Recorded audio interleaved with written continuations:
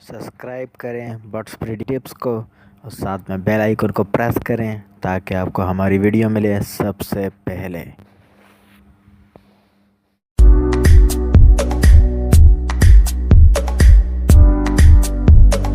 जी भाइयों, आपकी फरमाइश पे जिन्होंने मुझसे पूछा है कि ब्लू बर्ड्स में फिशरी और पसनाटा में क्या फ़र्क है, आए दिखाता हूँ। जिस बर्ड का इस तरह मास्क बना हो जेट ब्लैक में, ठीक है, या ब्लैकनेस थोड़ी सी कम हो, ये होता है पसनाटा, ठीक है। और इसको डी ब्लू कहते हैं, यानी डार्क ब्लू। जो डबल डार्क हो जाए वो फिर इस तरह होता है, this is called D blue.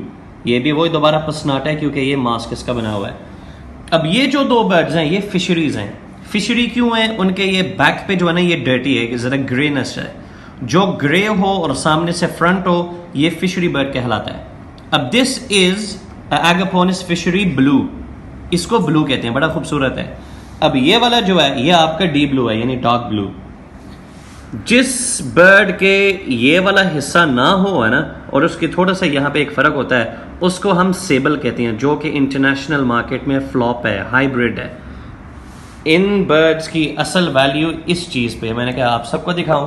फिर उसके बाद ये लुटिनो फिशरी की असल पहचान क्या है, ठीक है, वो ये है।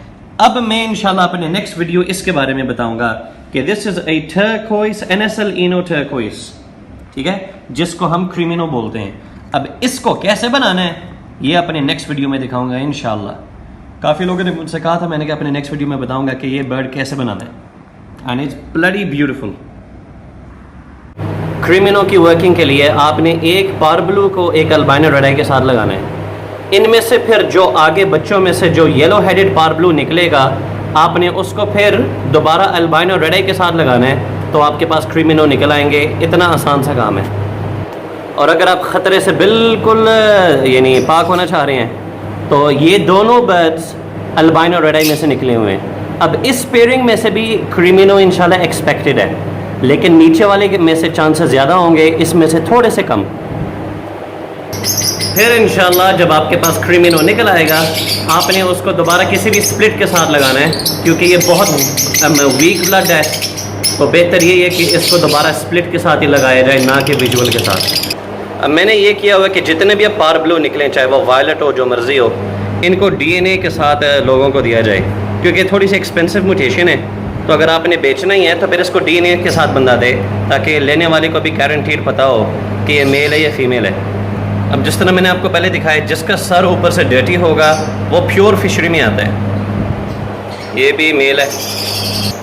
मैंने तो अल्लाह के शुक्र है अपने वाइट हेड्स को भी जो है फिशरियों को भी जो है DNA करवाया है। अब ये वाला ब्लू बर्ड है जो कि इनो में से निकला हुआ है, इसका मतलब ब्लू स्प्लिट इनो।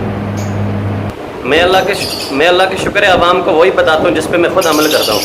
अब ये देखिए पार ब्लू इनो सारी क्रीमिनो की। अक्सर भाइयों ने पूछा है कि पार ब्लू का स्प्लिट होता है या नहीं होता।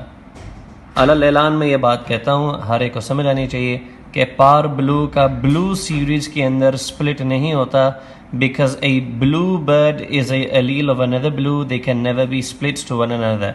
एक सूरत हाल है जब ये पार ब्लू का स्प्लिट होगा, वो कब होगा? If we pair a pure green bird with a turquoise, it does not matter whether the male or the female is green or turquoise, we will get all green young, but they will however be split turquoise.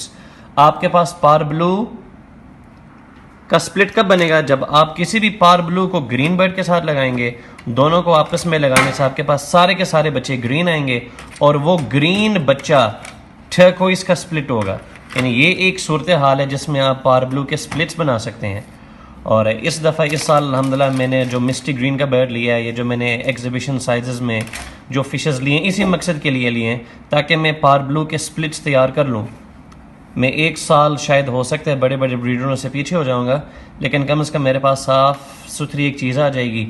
और ये जो आपको खूबसूरती नज़र आ रही है ना birds के अंदर, पाकिस्तान में तो इसको माना नहीं जाता, लेकिन इन खूबसूरती के निकलने की वजह यही है कि इनको क्रॉस ब्रेड किया जाता है ग्रीन फिशरीज के साथ। तो इंशाल्लाह मैंने सोचा है अब कुछ जेनेटिक्स के ऊपर दोबारा वापस आए इंशाल्लाह।